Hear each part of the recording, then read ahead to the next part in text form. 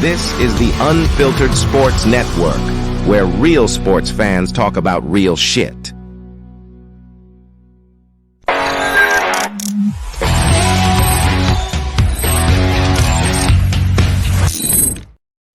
Well, hey, I'm drinking a Modelo. It's a Sunday night, and Sundays used to be reserved for footballs, but since we're in the off season, I'm Todd Fox, and we're here to talk about the latest news. Now, I could easily jump into Baker Mayfield getting that 3-year deal with the Tampa Bay Buccaneers, and it looks like it's a match made in heaven after he's had several coaches, and now he's got the one, and it looked like the team is finally responding to him. He found a team that responds to him, and it's a match made in heaven. Good story, right? And then you have other stories in the league, like the guy behind me. Now, I'm a Seattle Seahawks fan, and I know quarterbacks, and we've had very few in our history, but he was one of the greats. And just like everything in the NFL or in the sports world or even in your refrigerator, everything has an expiration date. And the expiration date, just like Pete Carroll, came a few years ago for our one Russell Wilson. And as Russell Wilson hit his expiration date, things went haywire in the organization. Seahawk fans and the 12s, there's two different kinds. Seahawk fans like myself, realist, and the 12s who think, well, the grass can never be anything but green, are always the optimistic ones, always the ones saying that Russell Wilson should never trade him, blah, blah, blah, blah. When it came down to it, the rumors were swirling. We knew he went Hollywood diva with the Sierra and, the Futures kids and the drama and everything else like that. He changed his lifestyle. He was not the gee golly wish guy anymore. He was all about image and his, R3 or whatever the hell his brand was. And it was just changing. And you needed a change. And I think most Seahawks fans, even the diehard 12s and the optimistics or the realistics like myself, did not want that to happen. Well, now that hindsight is what it is, we can now look at the trade, and I'll let you make the call in the comments or whatever rebuttal you want to give us via email, and let us know, is this the worst trade in NFL history? Now, I'm sure you could find other trades, but let's take a look at it real quick. Wilson was traded to the Denver Broncos in 2022. After which he signed a 5-year, $245 million extension with the Broncos, which was criticized by a lot of the league, but you can't really question about what Russell did when he cooked. And those couple of years that they let him cook in Seattle, he was pretty damn dominant. And the team took off, and he was throwing rainbow deep passes, some of the most beautiful floaters you'll ever see. And you still had that aspect of his running mobility still being there. However, in 2021, he kind of put on a few pounds. So even Seahawks fans would admit that wasn't his most glaring year as far as accomplishment with the Seahawks, but he did his job really, really well. So with the Broncos having the league's worst scoring offense, they figured Russell Wilson, let's let him cook in Denver. And right away, Russell Wilson went back for some reason to his gee golly whiz type mentality and started saying, Broncos country, let's ride. And everyone mocked him on that. But then everyone thought, well, Russell Wilson's going to get the last laugh, because when he started that in Seattle, it was like, go Hawks, like a college kid. And it kind of worked, but he wasn't saying Broncos country, let's ride. And he tried the Broncos country, let's ride. And on March 4th, 2024, the Broncos announced that they would be, announcing this trade on March 13th, the start of the new league year, the trade with the Seattle Seahawks. Now let's look over this trade in particular, because now we know 2 years have passed, and we could tell you the aspects, and we'll go over the other trades as we go on, but we got to show you what happened here. Seattle got Drew Lock, which was a high draft pick by John Elway before he stepped down as GM and became team president. They got perennial Pro Bowler Noah Fant, great tight end, but Seattle hasn't really used him all that great. He seems to be, as a Seahawks fan, I'll just say this: he's open all the time, and we throw it to him about a quarter of the time that he's open, which is, I'm telling you, this guy could be an all-pro with us, and we just don't throw it to him for whatever reason. He doesn't get along with our boy Geno Smith. But with that being said, we got Noah Fant. He's a good blocker as well. We were able to pick up 2 first-rounders, 2 second-rounders in back-to-back seasons, also getting a 4th-round pick and a 5th-round pick. Plus, we got a player, or we got 5th round, I'm sorry. And we got free agent Selby Harris, who came over from Denver as well. So we got Charles Gross, was an offensive tackle, played very good with us as a first-round pick. We got Mafe, second-rounder linebacker, who I think we just released. We got Tyreek Smith, a fifth-round offensive linebacker, and obviously the cream of the crop, Devon Weatherspoon. Now, he's got a lot to learn as far as keeping his emotions in check, but he's a hell of a corner, one of the best corners to enter the league as a rookie. I think led all rookies with interceptions this year. Then you got an edge pass rusher in Derek Hall, 2023 second-round pick. Let's see what Denver got. Russell Wilson. They got Imoyamama. It's on there if you want to read it. I don't even want to slaughter that name. And a fourth-round pick. So with that being said, Denver got their quarterback for the future, correct? They should be all happy. Denver should be winning. Not so much. If you think about it, the Denver Broncos, prior to the trade with Russell Wilson was not the first choice. No. Aaron Rodgers was. Aaron Rodgers was the guy that Denver wanted. Hell, they hired their coach because he was the offensive coordinator in Green Bay, and they had such a great relationship. It was a no-brainer to get the free agent Aaron Rodgers to Denver. But that didn't happen. What transpired was one of the worst outcomes the Broncos could have imagined, because the trade wasn't even halfway through yet. You see, Russell Wilson had 2 years more on his contract with Seattle. So Denver automatically inherited those 2 years. Technically, they did not have to give him that $240 million extension. Oh, but they did. And they put all their money and chips in on one Russell Wilson. While Aaron Rodgers took the job in New York, Russell Wilson became the secondary. And they still pushed all the chips into the pile and took him, while Aaron Rodgers started his path with New York. Or actually with Green Bay, I'm sorry. He stayed with Green Bay one more year. I'm sorry. I already blew that. But the thing is, he went to Green Bay, or he stayed in Green Bay the one more year, the final year. Russell Wilson goes to Denver, starts his career there, and has an absolute ass year. The offense can't get out of its own way. They can't run the ball. The passing cover, the protection is bad. The defense starts to fail. They have a lot of injuries. Miserable season.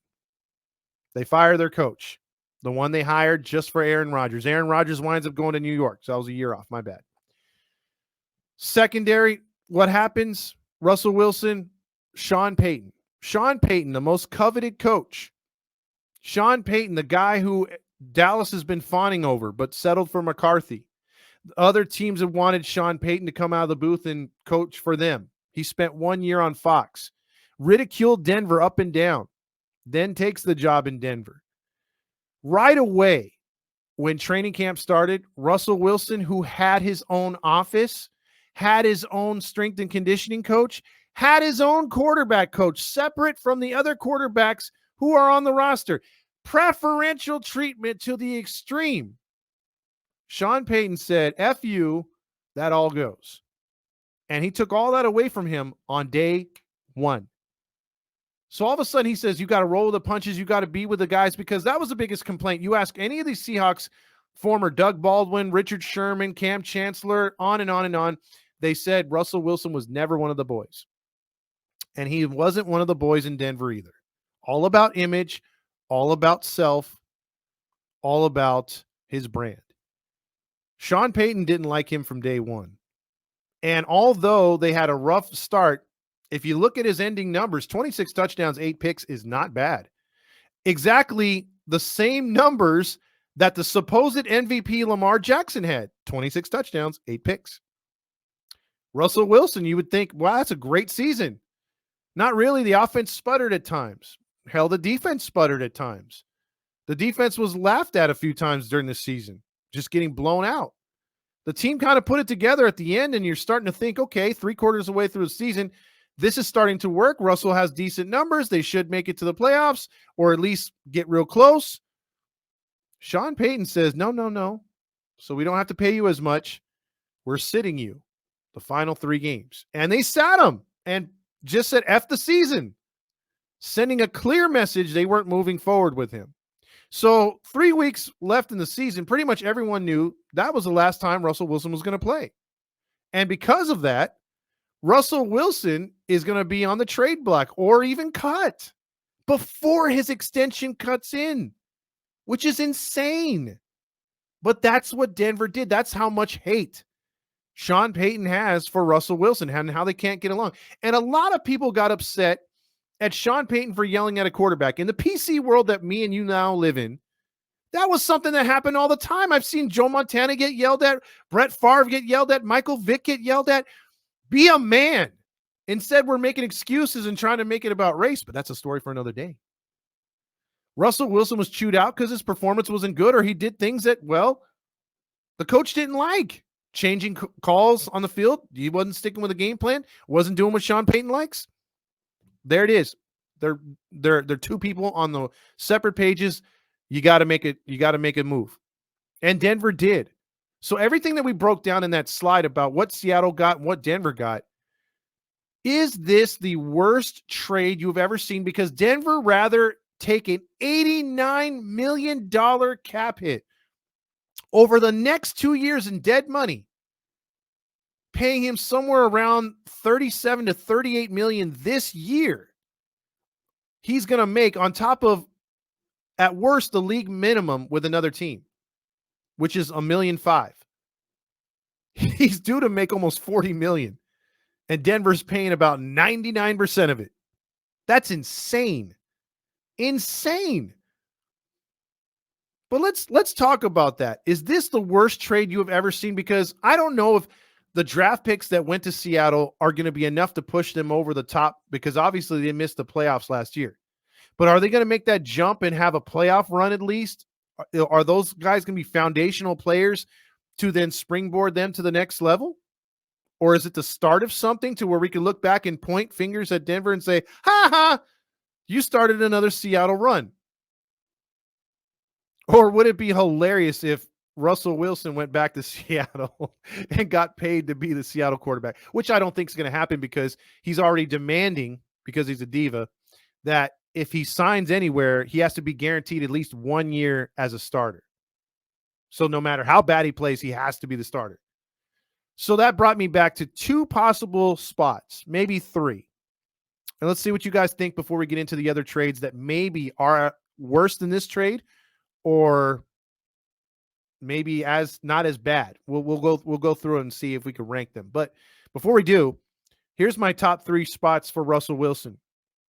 Oakland at number 3, because I just don't think they're firmly, on board with the quarterback situation they got there. Obviously, they're going to cut Garoppolo here, and that leaves them with only O'Connell, I think that his name is, the quarterback they got.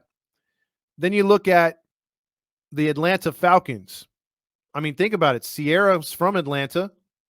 Future's in Atlanta. He could see his kids more often. So you got that going. They need a quarterback. But then they're also rumored in as possibly a destination for Kirk Cousins. So I would say the number one spot, especially with Trubisky getting cut, they're going to hold on to Kenny Pickett. Maybe you groom him because he just wasn't ready last year. He had some injuries as well. Pittsburgh Steelers. And if you think about it, that one kind of makes sense out of all of them, because Pittsburgh runs a more conservative offense, much like Seattle did in Pete Carroll. And I guarantee you the Pittsburgh Steelers will not let Russ cook and keep him more grounded and more of a run, play action, pass type quarterback. And I think it might work with that defense. You know, the Steelers defense is always going to be good. That's a staple of what they do. But you get any kind of offense with that defense, the Steelers could become very dangerous. You're talking about a playoff team that's just barely getting in now, can turn into an AFC championship type of team. They're going to be tough. So to me, I think Pittsburgh makes the most sense. But in the long run, last thing on this trade, Denver's effed for quite some time. Even though the payroll has been raised, you essentially have no quarterback back there. And you're going to have to draft one and hope that Sean Payton gets his guy. And if he doesn't, that's another setback. And, buddy, nobody lives and just dies in the NFL. You just die. You have an expiration date from the moment you sign the papers or a contract. Nothing's guaranteed. So if Sean Payton doesn't pick the right quarterback and he's floundering for 2.5 years, how much is that ownership group that makes that paid over $6 billion for that franchise going to be patient? They haven't had anything to brag about since buying the team. They want instant change. They want instant results. And that's why they went and got Sean Payton. That's why they went and got Russell Wilson prior. It has not worked out. So all the pressure is on Sean Payton. You didn't like the marriage. You got the early divorce. You're paying for it. Now you got to work that draft. Now you got to get free agents to take less and hope that your team can survive until you get out of that cap hell for the next 2 years. So Denver, you have to deal with your issues. Now let's move on to a trade that maybe we can possibly match with this one as being as bad, or talk about how this trade started. We'll go with the Dallas one, the Herschel Walker. Herschel Walker was one of the largest trades in the National Football League history in 1989, October 12th to be exact, centered on setting running back Herschel Walker, who was the badass of the league for the Dallas Cowboys. This guy was the next coming of Bo Jackson. He was, if you don't know who Herschel Walker is, just YouTube him. I mean, he was built like a freaking massive rock, and it was hard to tackle, and behind the Cowboys line was very good.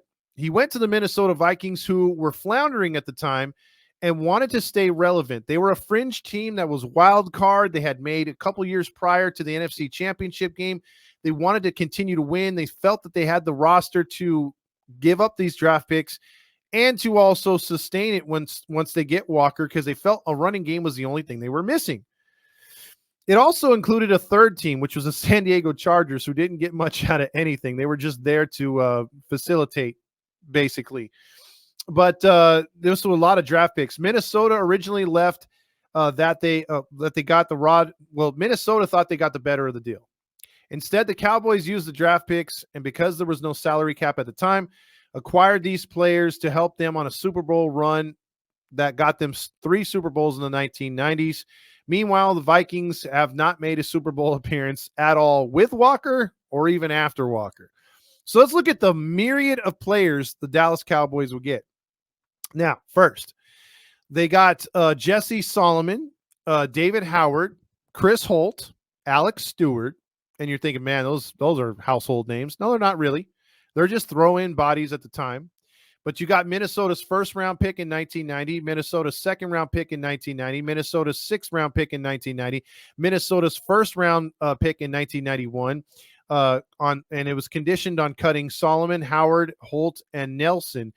They were getting these conditional picks from Minnesota, and of course, you're going to cut those guys. So they got Minnesota's second-round pick in 1991. Then they got Minnesota's first-round pick in 1992, Minnesota's second-round pick in 1992. They got their third-round pick in 1992. So if you're a Vikings fan, you don't know what a first-round or a second-round pick is for the first 3 years of the decade of 1990. That is hard to swallow. And all those players were turned into your Larry Allens, your Emmitt Smiths, I think Michael Irvin. Those are Hall of Famers right there. And Dallas just turned those into just winners, and they just continue to win while they shipped to Minnesota Herschel Walker, who was talked about. Dallas gave up a third-round pick. San Diego gave up a fifth-round pick in 1990. Dallas gave up a 10th-round pick. When there was 10 rounds in 1990. A third-round pick in 1991, while San Diego got Hall of Famer Darren Nelson, which he's not, by the way. But that's what you got. I mean, that's a freaking fleecing. Again, we won't know all the specifics, but we do know about the Russell Wilson stuff and what he's turned into and transpired and not on Denver. So it's automatically a win for Seattle.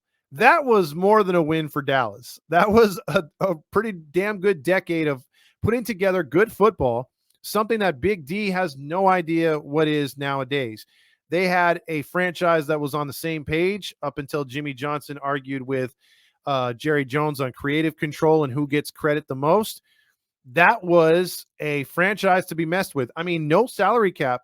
You're able to keep an Emmitt Smith for years, a Michael Irvin, a Troy Aikman, a Jay Novacek, Moose Johnston, on and on and on and on and on and on.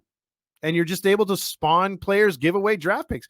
Hell, they didn't even need all the rest of the draft picks after the 3 years of drafting the Vikings and their own draft picks.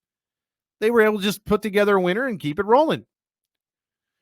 So what do you think about that one? We'll talk about that one. Let's move on to the next one. This is the Ricky Williams trade. This one's kind of crazy because if you're a sports fan of my age or a little bit younger, you'll know of Sports Illustrated. It used to be a magazine that came out before it went all woke.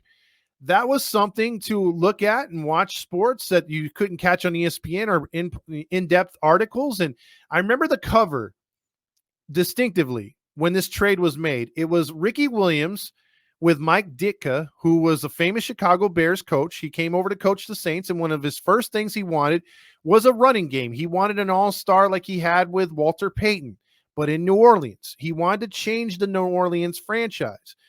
So, on the Sports Illustrated cover, after the trade, it was famously a picture of him in a groomsman's outfit while Ricky Williams was in a bridesmaid's outfit. So basically, he was married to Ricky Williams for better or for worse. And it was for worse.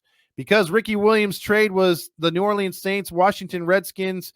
It was the trade between the New Orleans Saints and Washington Redskins of the NFL League, which occurred prior to the 1999 NFL Draft. Mike Ditka of the Saints wanted to move up in the draft order to 12th overall pick to ensure that he would be able to select Ricky Williams from the University of Texas. Obviously, that he was the best running back in the league. That's when, and this goes back a while, running backs were actually valued in this league. So he was like, you know what? I got to get this guy. So to do so, his team traded every pick. Yeah, you heard that right. Every pick in the draft plus first three picks in the 2000 NFL draft. So the first, second, and third in that draft for the 5th overall pick, which was selected as Ricky Williams. The Saints struggled in the 1999 season, and Ditka was fired. Williams played for the Saints for 3 seasons before he was traded to the Miami Dolphins, where he proceeded to smoke weed every day. Washington did not quite benefit from this trade either, though. While the Redskins made the playoffs in 99, they failed to return to the postseason since 2005. So again, the first round pick Washington got from Chicago, not Chicago. They selected, or it was later traded to Chicago for Cade McNown.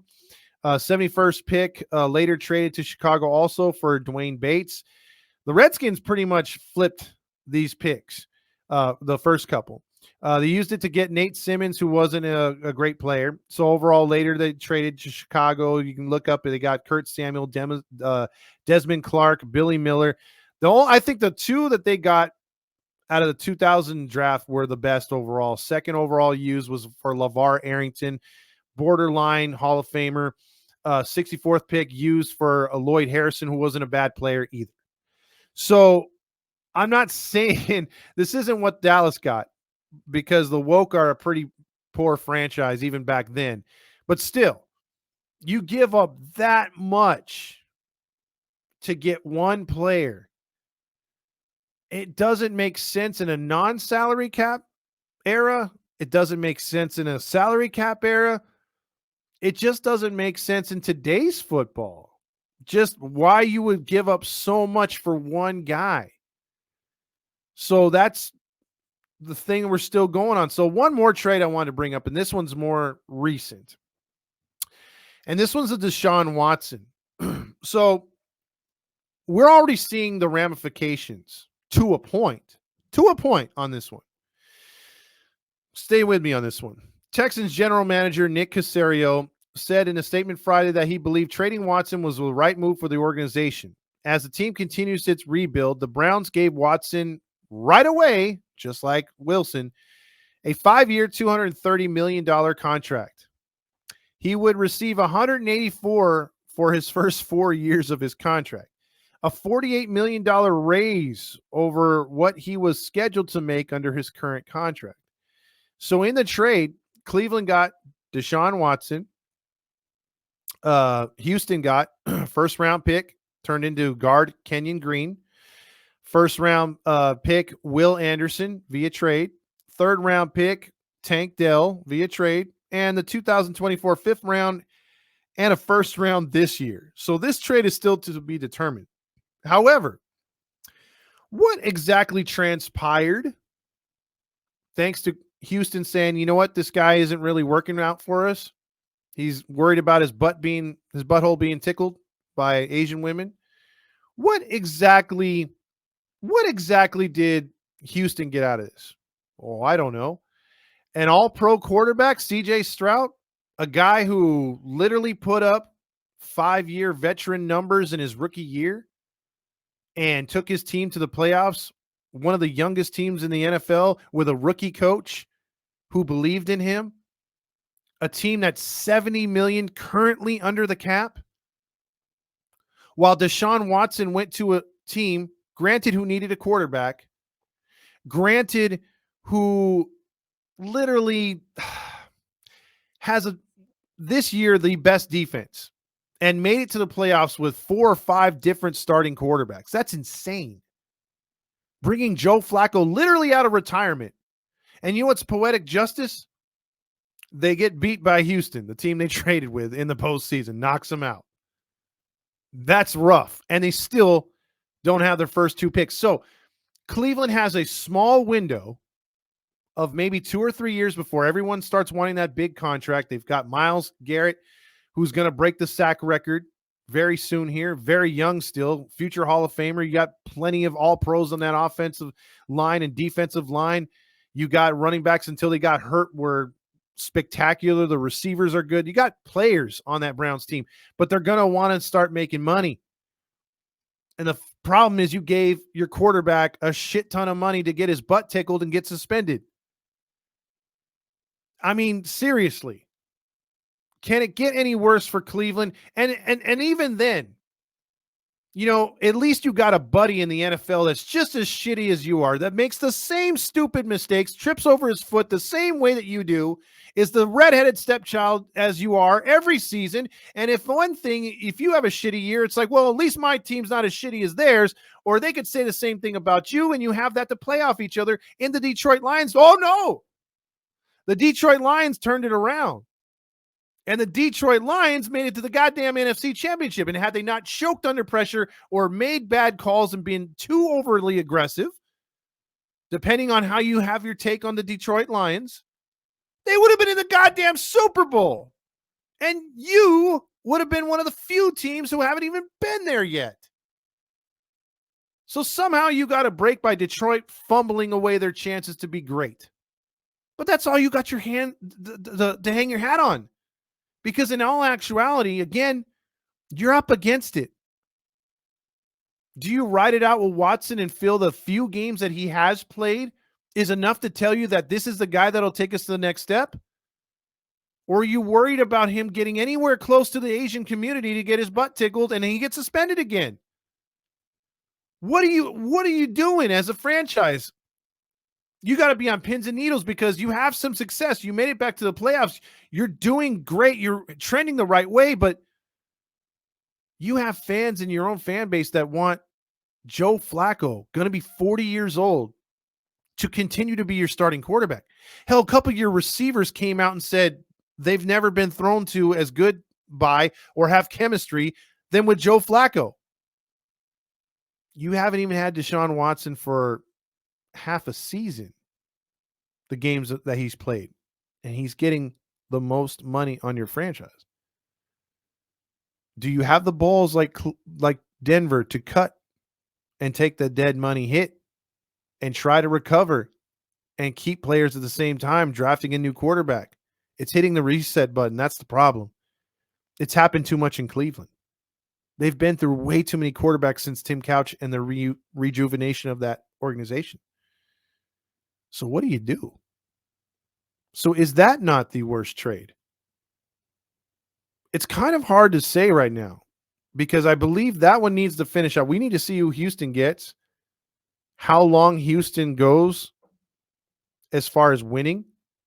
Like if they take the next step because of all that cap room, CJ Stroud's ascension, and the young coaching staff growing together, are they the beast of the AFC?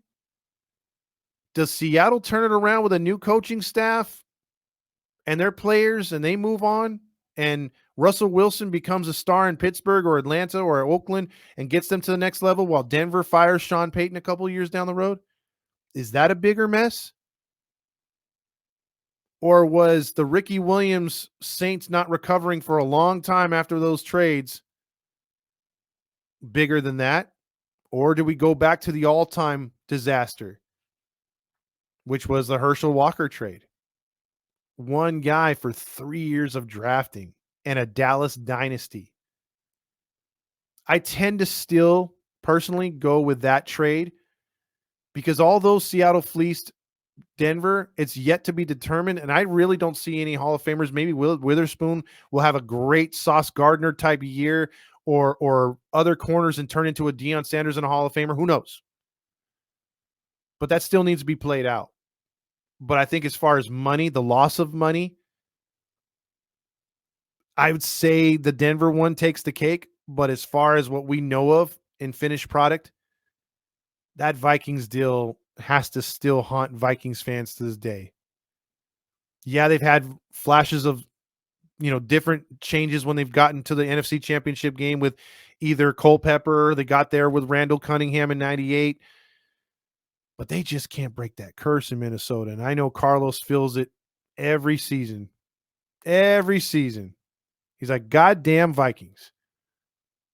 And man, just think, not all those players would have went to Minnesota either, I don't think. But who knows? Maybe Minnesota has Michael Irvin. Maybe Minnesota has Emmitt Smith. Maybe they have Larry Allen to anchor that offensive line.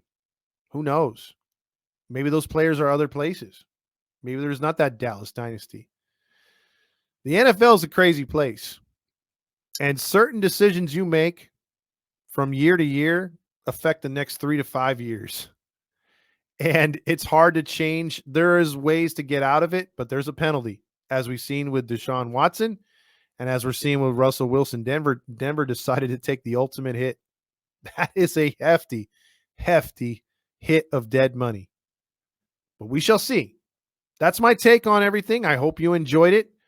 For Todd Fox, when One Jets Pod and Unfiltered Sports Network, please like and subscribe. If you like other videos and have other ideas, hit us up in the messages. Till then, I'm Todd Fox. Peace out.